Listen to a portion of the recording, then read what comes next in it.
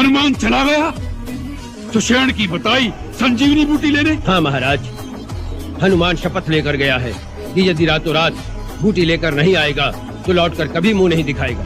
तो समझ लीजिए हनुमान का पंथ कट गया। अब वो चमगादड़ की तरह कहीं खो में मुंह छुपाकर बैठ जाएगा। युवराज, ऐसा न कहे।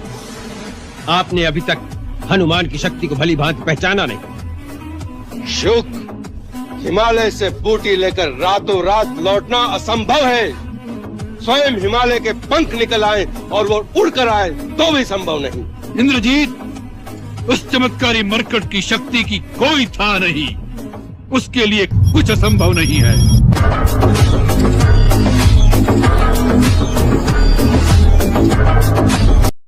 वासुदेव ने भी कुछ कहा था। जी हाँ, उन्होंने ये कहा था कि दिव्यास्त्रों की खोज में निकलो पार्थ। कुछ और भी कहा था। हाँ, उन्होंने ये भी कहा था कि युद्ध अवश्य होगा। कुछ और भी कहा था।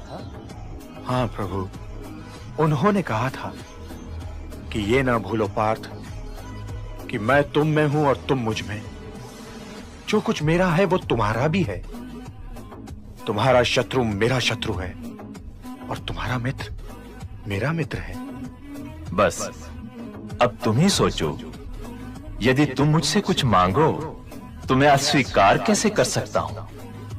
जो उनका मित्र है कुंती पुत्र अर्जुन, वो हमारा भी मित्र है।